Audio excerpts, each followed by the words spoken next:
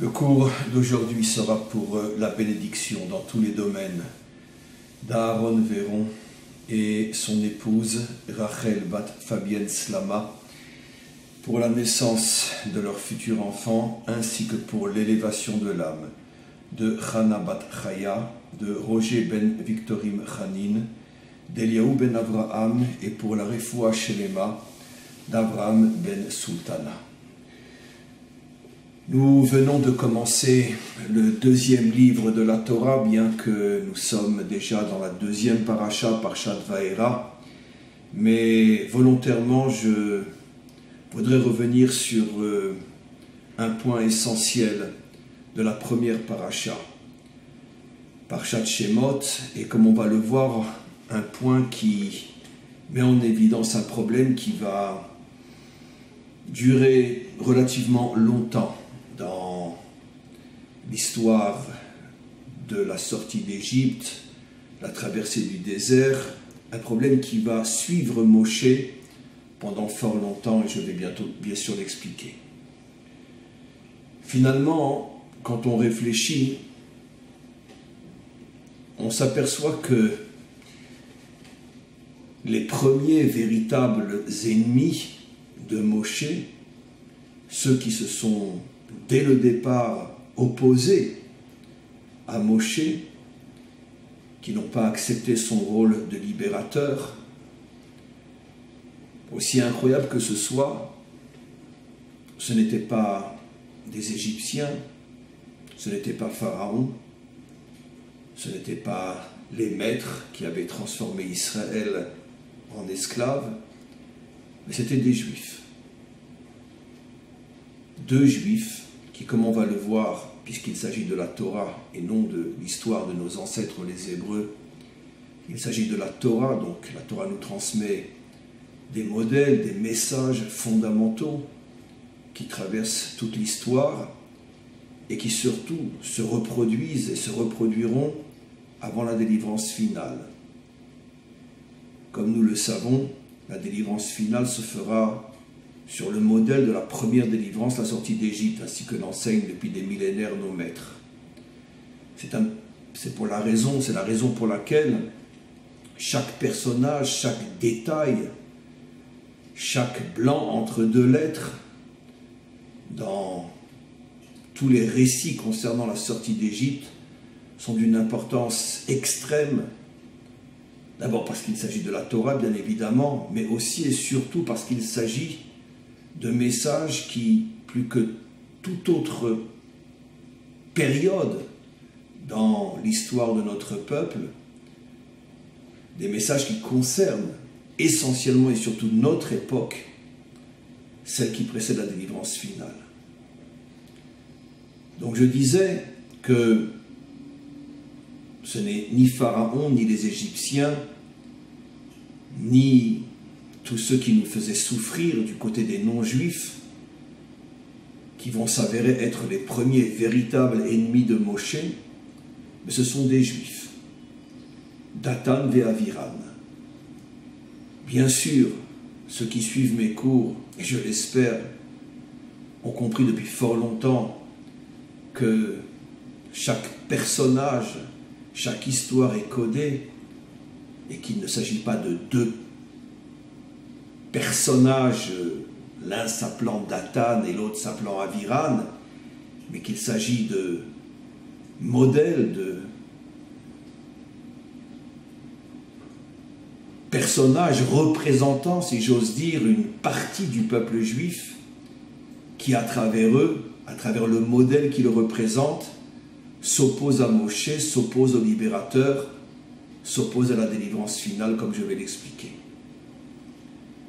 D'abord, sans rentrer plus profondément dans le message qui se cache derrière ces personnages, on s'aperçoit que ces personnages vont suivre Moshe et lui causer des torts pratiquement jusqu'à la fin. Ce sont eux qui, au lendemain, après que Moshe ait tué l'Égyptien, et a montré, sans en être conscient véritablement, comme je l'ai expliqué, dans un autre cours qui est sur le site, le cours que j'ai fait dans le cadre du groupe Raï, que j'ai mis à la portée de tous, où j'explique que finalement le tempérament de Moshe est un tempérament de véritable libérateur, en ce sens que bien avant, des décennies avant que Hachem ne se dévoile à lui, il avait déjà ce tempérament de se battre contre le mal, de se mettre en danger et d'être dans l'action et pas seulement dans la prière et dans l'espoir fait vivre. Le libérateur viendra un jour. Il est tout de suite rentré dans l'action et c'est parce que justement il est dans l'action que le maître du monde le choisira pour être le véritable libérateur. Mais en tous les cas, dès le premier jour où il prend conscience que quelque chose en lui dicte qu'il faut qu'il agisse, qu'on ne peut pas attendre sans rien faire, dès le premier jour il sort, il voit un Égyptien qui frappe un de ses frères et il le tue. Le deuxième jour il ressort et il essaye d'intervenir dans une dispute entre deux juifs, Datan et Aviram, et tout de suite ils cessent de se disputer entre eux pour s'unir et se retourner contre Moshe et finalement lui reprocher de se mêler de ce qu'il ne regarde pas et surtout lui rappeler que tu sais, on a vu ce que tu as fait hier. Et c'est eux qui, au lieu de le couvrir, de le remercier, de l'honorer, pour avoir eu le courage de se mettre en danger, de tuer un garde égyptien qui frappait un esclave juif, c'est eux qui iront le dénoncer auprès de Pharaon. Moshe sera capturé, il sera emmené pour être exécuté, mais au dernier moment, il arrivera à s'échapper. Et il s'enfuit, parce que sa tête est mise à prix en Égypte. À cause de qui? À cause de Datan et Aviram. Finalement, c'est eux qui freinent le processus de la délivrance. Car peut-être que sans cette délation, si Moshe n'avait pas eu besoin de quitter l'Égypte et d'être en exil pendant 60 ans, peut-être que la délivrance serait venue plus tôt. Non seulement il repousse le libérateur, non seulement ils étaient prêts finalement à le voir mourir, mais finalement il retarde, comme je viens de l'expliquer, la délivrance de 60 ans. Moshe se trouve en Midian, et là, Hachem lui dit, ceux qui voulaient ta mort ne représentent plus un danger pour toi, tu peux rentrer en Égypte. C'est qui ceux qui voulaient sa mort? Rashi explique Datan et Aviram. Ils ne représentent plus un danger pour toi parce qu'entre-temps, eux-mêmes ont perdu leurs biens, ils ont perdu leur pouvoir, ils sont devenus des Juifs qui ne pourront plus te mettre en danger parce qu'ils ne représentent plus rien auprès de Pharaon. Déjà, de ce deuxième Rashi, on comprend que finalement, ils avaient un pouvoir particulier, une place particulière auprès de Pharaon. Et apparemment, ce n'étaient pas des esclaves au moment où ils ont dénoncé Moshe. Et puis Datan et Aviram sortiront d'Égypte, mais c'est eux qui pousseront Korah plus tard à se révolter contre Moshe et à essayer de remplacer Moshe. Ce qui veut dire que du début jusqu'à la fin, ces deux hommes s'opposent à Moshe.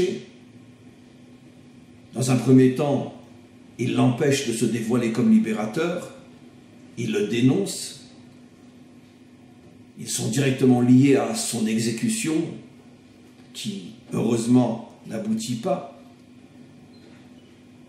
Et puis, finalement, même après que Moshe se soit révélé comme étant le vrai libérateur, ils continuent à ne pas l'accepter et essayeront dans le désert de le remplacer par Korah,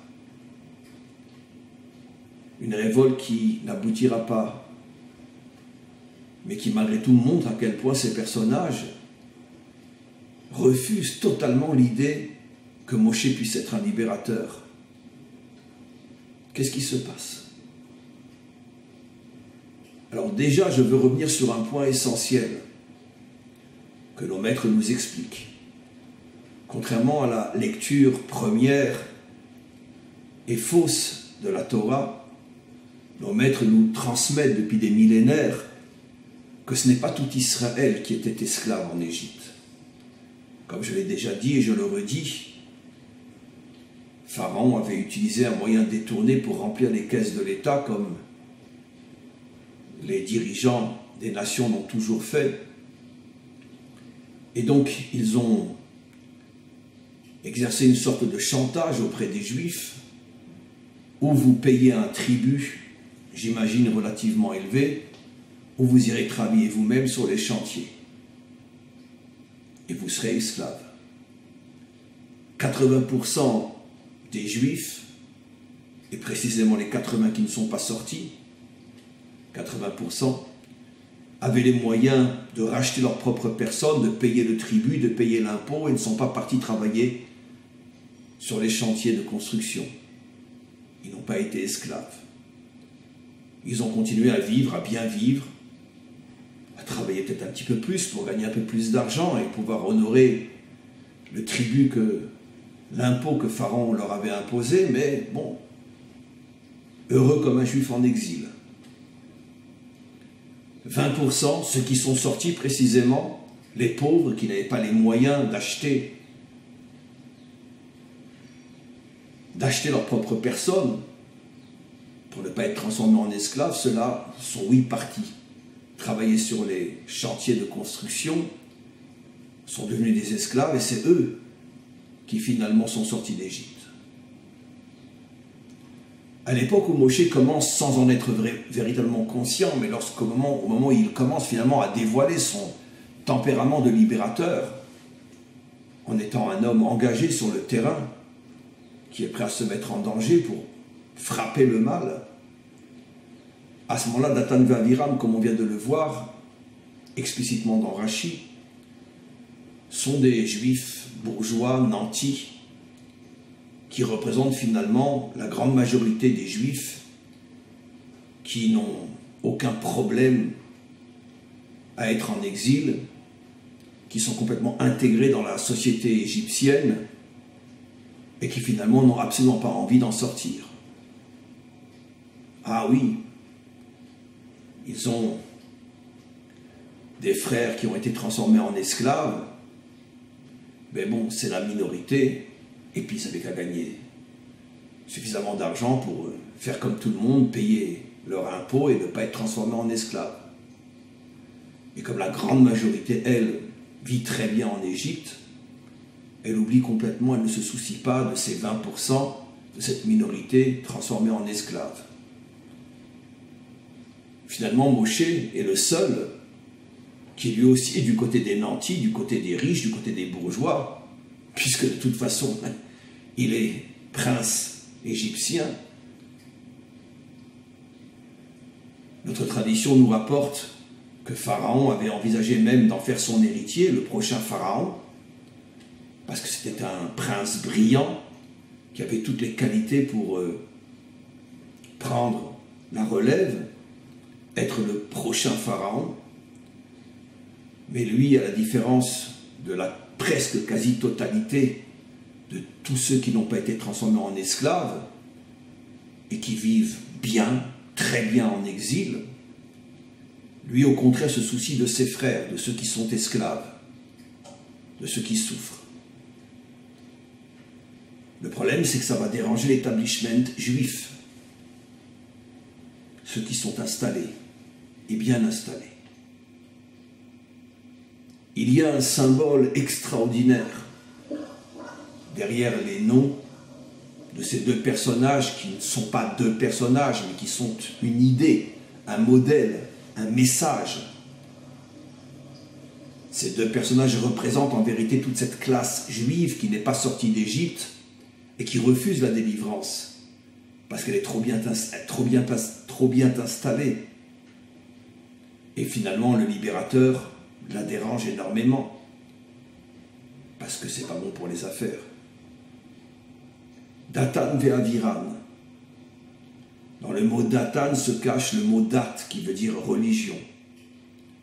Et Aviram veut dire mon père est puissant, la puissance familiale. La relation, l'union entre la religion et l'argent. Le pouvoir religieux, le clergé juif, et Aviram, la puissance familiale, les juifs qui ont bien réussi et qui finalement s'associent au clergé pour créer un pouvoir qui va décourager les juifs de vouloir sortir d'Égypte. Parce qu'ils représentent Datan ve'aviram, la religion et l'argent. Ils représentent la réussite sociale et la réussite religieuse des juifs en exil qui n'ont aucune envie, aucun besoin de sortir puisque ils travaillent, ils gagnent de l'argent. Aviram, la famille est puissante. Ils éduquent leurs enfants dans la religion juive. Ils ont les moyens de manger cachère, de pratiquer leur judaïsme. Heureux comme un juif en exil. Pourquoi voulez-vous qu'on quitte tous nos acquis pour partir dans un endroit qu'on ne connaît pas, où il va falloir tout recommencer à zéro? C'est stupide. Ne nous parlez surtout pas de délivrance. Alors évidemment, ça fait partie de la religion de dire l'an prochain à Jérusalem. Mais ce n'est qu'une phrase, après tout l'espoir fait vivre. Donc finalement, Datan ve'aviram représente ce pouvoir à la fois religieux, à la fois puissant sur le plan économique, qui maintient le peuple juif en exil, en lui proposant à la fois et la réussite matérielle et la réussite spirituelle. Vous n'avez donc aucune raison de partir. Mais comme bien évidemment, on ne peut pas effacer toute notion de délivrance possible d'Israël, alors bon, on le limite à une phrase, l'an prochain à Jérusalem. Et puis de temps en temps, on verse une petite larme en se souvenant de la promesse que Dieu a faite à nos pères: je vous donnerai une terre où coule le lait et le miel. Juste le temps de verser la petite larme, de prendre une photo, et on retourne à nos affaires, et on retourne à la synagogue, heureux comme un juif en exil. Et donc quand Moshe, qui lui d'une certaine manière vient de ce milieu-là, et plus encore, il est beaucoup plus puissant, il a beaucoup plus d'argent, il a un avenir somptueux sur le plan matériel. Lorsque Moshe, venant de ce milieu-là, se met du côté des pauvres, des esclaves, des malheureux, Datan ve'aviram, qui sont le symbole de cet établissement galoutique, de ce judaïsme galoutique, de cet argent galoutique qui ne sert qu'à construire des institutions galoutes, des écoles, des synagogues, des centres d'études, plus somptueux les uns que les autres, et tout ça pour maintenir le peuple juif en exil, loin de sa terre, loin de sa mission véritable, loin de son identité, loin de cette Torah authentique qui ne peut se dévoiler que lorsqu'Israël est sur sa terre.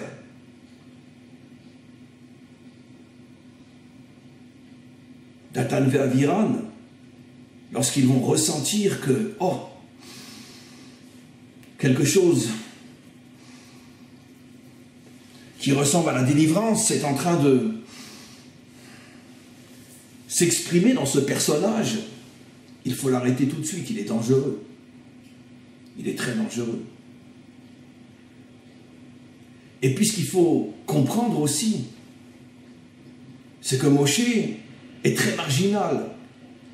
Il ne correspond absolument pas au judaïsme galoutique, au pouvoir galoutique, aux institutions galoutiques, parce que lui-même vient d'ailleurs. Il n'a pas grandi au milieu de ce monde juif galoutique qui a réussi sur le plan matériel, sur le plan spirituel.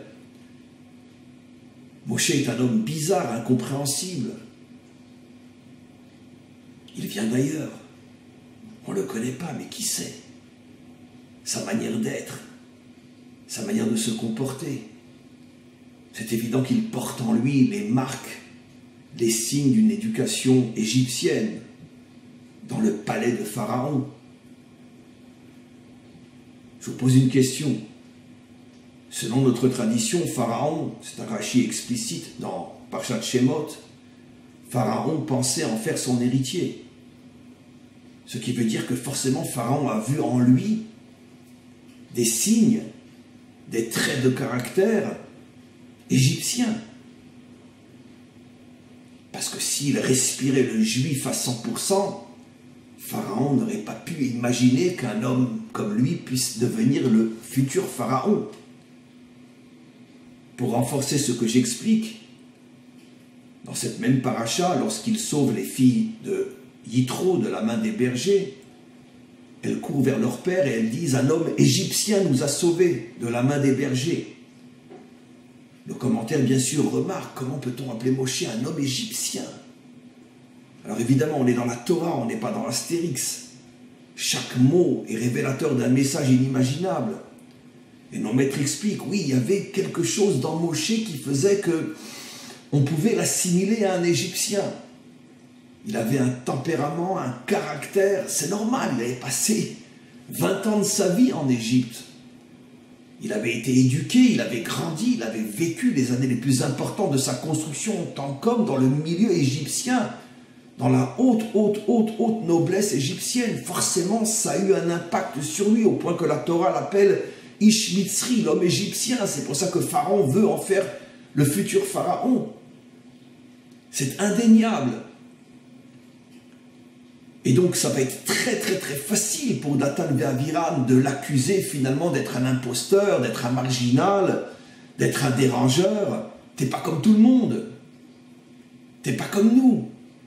Alors bien sûr, évidemment, Dathan Ve'Aviram, le vrai problème qu'ils ont, c'est qu'ils dérangent Moshe le système. Ils déstabilisent l'établissement galoutique. Mais ça, ils ne peuvent pas le dire.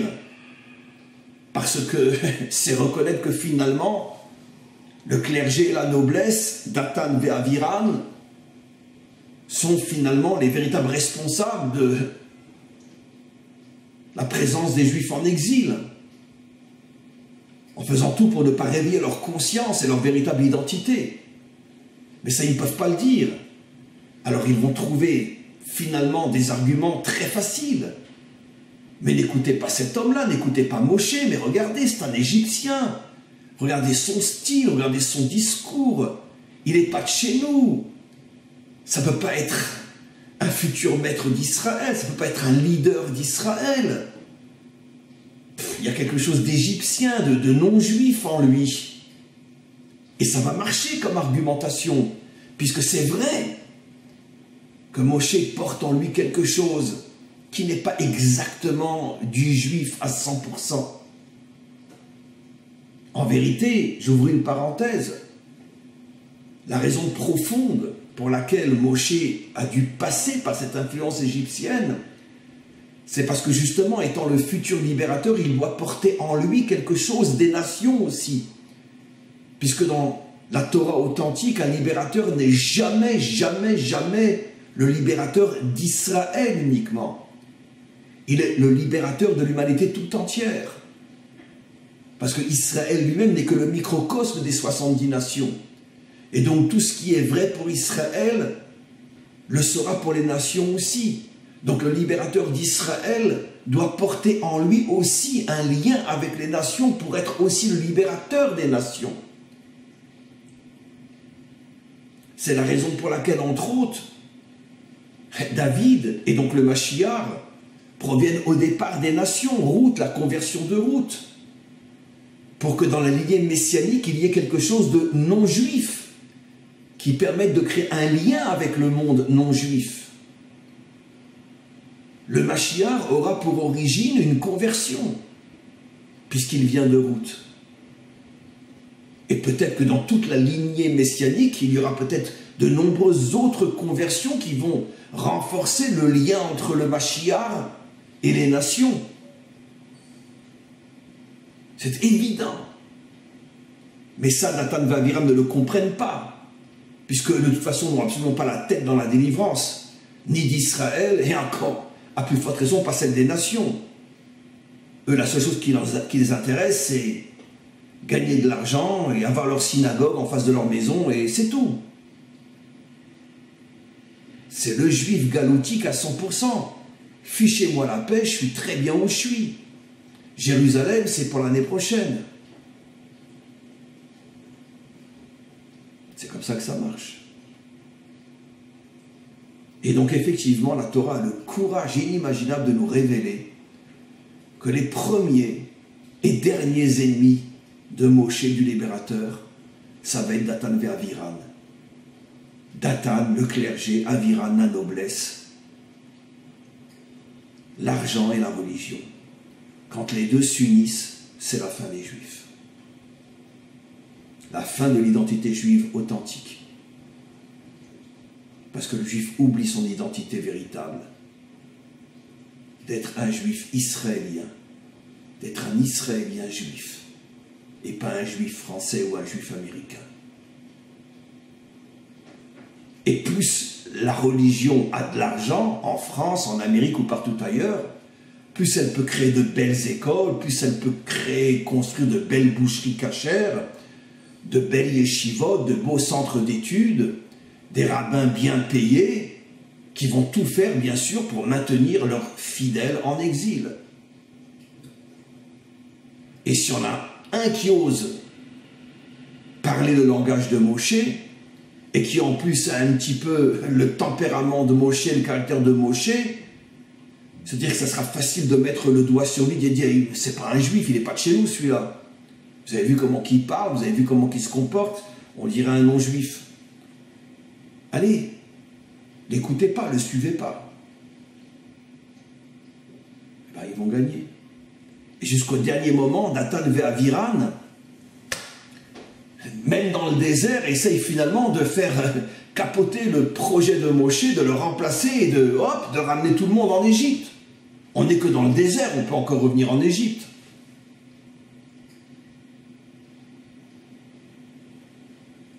C'est incroyable ce que la Torah nous raconte. C'est incroyable. C'est tellement vrai, tellement actuel, tellement authentique, tellement bouleversant.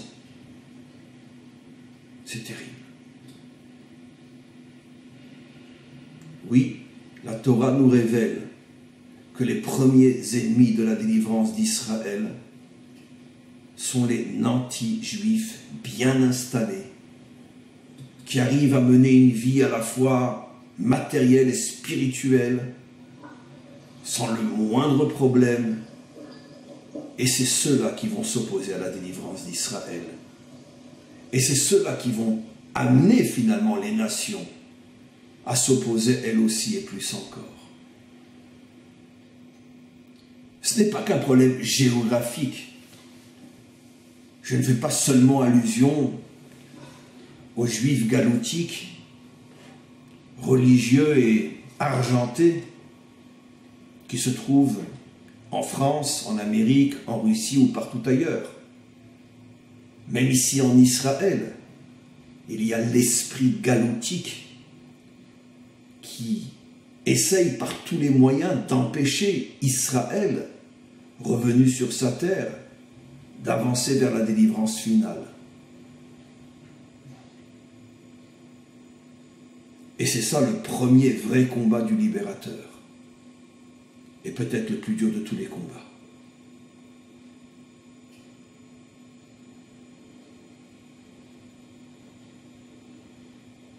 Alors comment Moshe, finalement, s'en sort? Dans un premier temps, il est chassé par ses propres frères. Il doit quitter l'Égypte. Parce que ses frères veulent sa peau. Après, heureusement, comme explique Rashi, Datan et Aviram ont eu des revers financiers, ils ne sont plus autorisés à être dans les petits secrets de Pharaon, ils sont redevenus des Juifs comme tout le monde et avec moins d'arrogance, moins de pédance, moins d'orgueil. Et donc finalement, Moshe peut revenir. Mais comme on l'a expliqué, à la moindre occasion, ils essayeront à nouveau de faire tomber Moshe. Et c'est le symbole de la révolte de Korah. Remplacer Moshe par un autre modèle.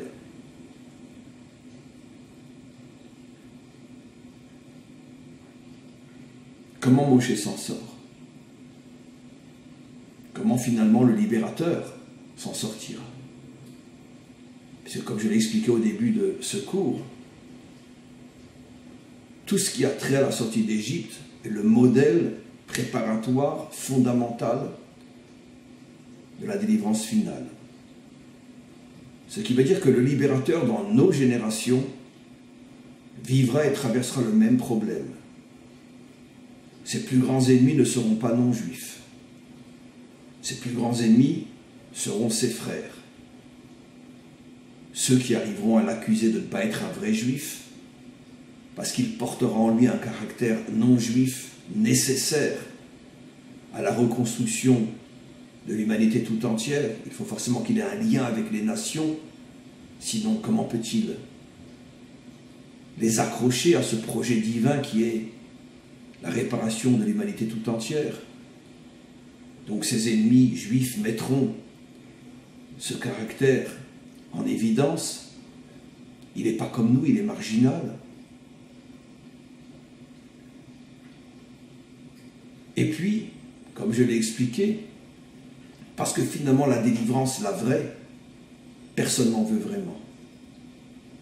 Parce que la délivrance, la vraie, va nous déstabiliser complètement. Elle va faire tomber toutes les normes, tous les acquis, matériels, spirituels. Tout va s'effondrer. La délivrance, c'est pas seulement le fait que ça y est, le Mashiach vient, il apporte la paix, il apporte le bonheur, il apporte l'unité. Le Mashiach sera avant tout un très grand déstabilisateur qui va faire tomber toutes les tours, comme le dit le Zohar. Les tours, ça fait allusion à tous les acquis construits sur des siècles. Les acquis matériels, moraux, spirituels. Tout va s'effondrer, toutes les tours vont tomber, disent nos maîtres dans le Zohar. Tout va s'effondrer. Et dans son subconscient profond, chacun sent que le Mashiach,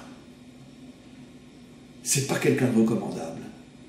C'est pas quelqu'un qu'on a envie de voir. On en parle, mais on n'a pas envie de le voir. Ou ce qu'on aurait envie de voir, c'est le Mashiach que chacun s'est inventé pour satisfaire ses fantasmes et ses rêves. Mais le vrai Mashiach, le grand déstabilisateur, celui qui fera tomber toutes les tours, celui-là, personne ne veut le voir. Et Rabbi Shimon Bar Yochai, dans le Zohar, dit que dans un premier temps, une grande partie d'Israël se dressera contre lui. Et même s'unira à tous ses ennemis parmi les nations qui voudront sa peau.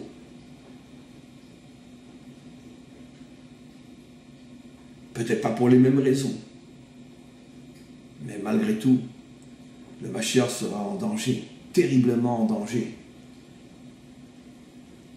Il sera seul. Il sera accusé des pires choses. Il n'aura pas la force avec lui, il n'aura pas l'argent avec lui, car l'argent va toujours du côté du judaïsme galoutique.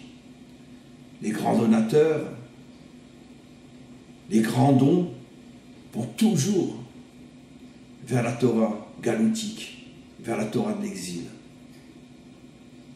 Jamais, presque jamais vers la Torah de la délivrance.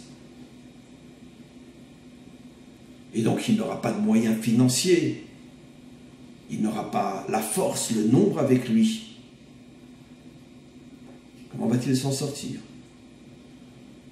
Comment est-ce possible?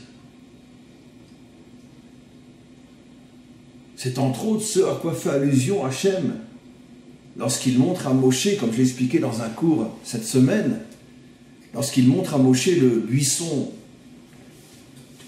qui brûle mais qui ne se consume pas, comme pour dire à Moshe, c'est dans cette situation que tu vas être. Ça veut dire finalement, je t'expliquer comment est-il possible que tu t'en sortes, de la même manière que comment est-il possible que ce buisson qui brûle ne se consume pas en quelques fractions de secondes. Je ne peux pas te l'expliquer, c'est un miracle.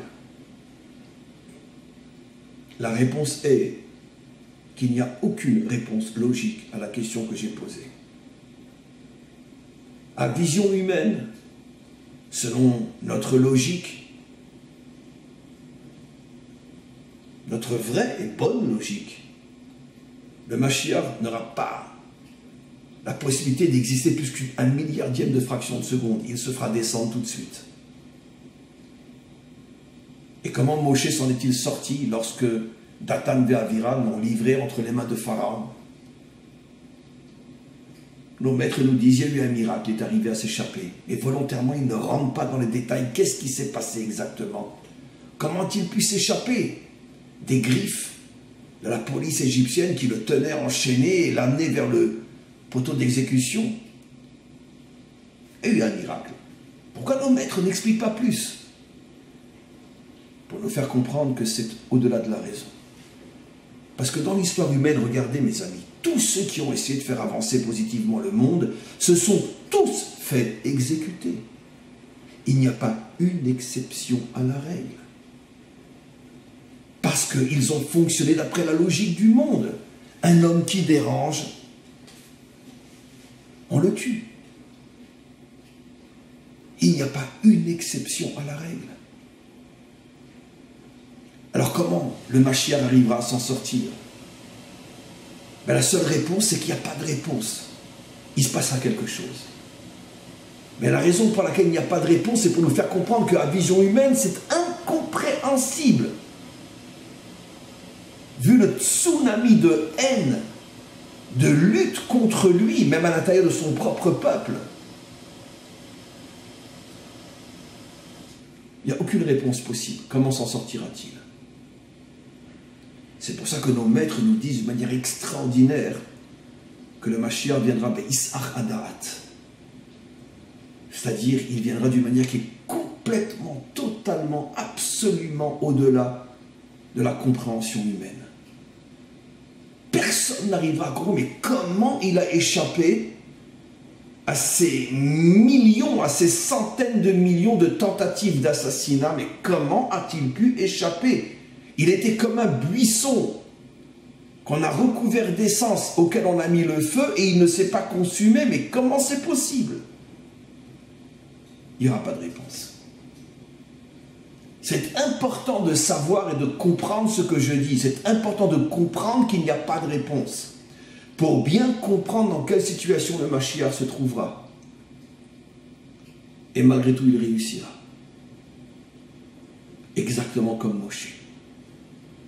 Moshe n'avait aucune chance de pouvoir rien qu'ouvrir la bouche devant Pharaon sans se faire déchiqueter. Et il a tenu pendant plus d'1 an. Il a envoyé 10 macotes sur Pharaon et Pharaon ne l'a jamais exécuté. Même après la mort du premier-né de Pharaon, Pharaon ne demande pas d'exécution de Moshe. C'est incompréhensible. Au point que nos maîtres nous disent, écoutez, le plus grand des miracles de la sortie d'Égypte, c'est pas les 10 plaies, c'est pas la traversée de la mer Rouge, mais tout ça, c'est de la gnognotte. Le vrai miracle de la sortie d'Égypte, c'est que Moshe n'a pas été tué. Mais oui, tout le monde est focalisé sur l'ouverture de la mer, tout le monde est focalisé sur les 10 plaies en Égypte. Mais c'est Hollywood tout ça. C'est pas intéressant. Le vrai, puissant, profond miracle de la sortie d'Égypte. Comment Moshe a-t-il pu tenir sans se faire exécuter par Pharaon après toutes les catastrophes qu'il a fait tomber sur l'Égypte? Comment, ne serait-ce que par vengeance, dans un élan de colère. Comment Pharaon ne l'a-t-il pas fait exécuter? Ça, c'est le vrai miracle de Moshe. Et ça sera le véritable miracle du Mashiach. C'est pour ça, encore une fois, que nos maîtres nous disent, n'essayez pas de comprendre comment la délivrance se fera. Elle est Issar Adat, il n'y a aucune explication possible. Aucun homme n'est capable d'expliquer comment le Mashiach commencera et terminera sans mourir. C'est incompréhensible. Mais il réussira. Avec l'aide du Maître du monde, comme Hachem a dit à Moshe, va Anochi Imar, je serai avec toi. Et si Hachem est avec le libérateur, c'est sûr que personne ne pourra le tuer. Mais pour ça, le libérateur aura besoin d'une qualité qui est celle de Moshe, l'humilité. Un homme profondément humble. Mais pas un dans le sens catéchisme du terme, qui frôle les murs, qui baisse la tête et qui dit « je suis rien, je suis rien ». Mais non. Parce que Moshe, c'est tout sauf ça. C'est un leader. C'est un bagarreur. C'est un véritable guerrier. Il ne se laisse pas faire. Alors c'est quoi l'humilité de Moshe? L'humilité de Moshe, c'est que tout ce qu'il fait, il ne le fait pas pour lui. Il ne cherche absolument pas à servir ses intérêts personnels, son nom, sa gloire, sa réussite. Tout ce qu'il fait, c'est pour le Maître du monde. Et même si lui n'en retire rien. La plus grande preuve sera justement le décret qui s'abat contre lui, qui prouve sa grandeur inimaginable, quand tout ce qu'il a fait depuis le départ, c'est pour rentrer avec Israël en terre d'Israël, et Hachem lui dira, toi tu restes dans le désert, eux ils rentrent sans toi. Vous imaginez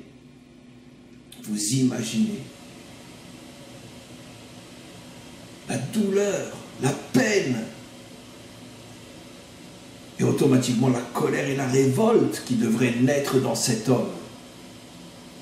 Et non, il accepte, il continue à servir Dieu et son peuple jusqu'au dernier jour de sa vie.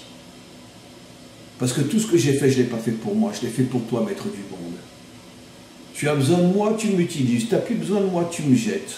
C'est pas grave. Et le Mashiach sera comme Moshe. Je l'ai déjà dit et je le dis et je le redirai. Contrairement à tous les fantasmes païens qui circulent même dans notre Torah, dans notre judaïsme, qui s'imaginent que quand le Mashiach viendra et qu'il aura réussi, après il s'installera à Jérusalem sur un grand trône et tous les peuples viendront pour regarder sa couronne. N'importe quoi. Vous voulez que je vous dise? Je vais vous avouer quelque chose. Le Mashiach, quand il aura terminé sa mission, il disparaîtra sans dire à qui que ce soit où il est, et il laissera le monde avec le vrai roi, Hachem. Et lui, il disparaîtra et plus personne n'entendra parler de lui. J'ai fait ma mission, je m'en vais, on n'a plus besoin de moi, je dégage. Ça, c'est le vrai Mashiach. Ça, c'est le vrai libérateur. Un homme qui s'effacera, s'annulera, disparaîtra, dès qu'il aura le sentiment qu'il a réussi à reconnecter le Maître du monde avec son monde, il disparaîtra.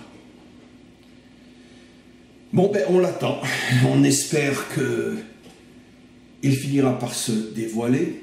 J'avoue que j'aimerais pas être à sa place, parce que c'est pas facile d'être un buisson jeté dans le feu et ne pas se consumer.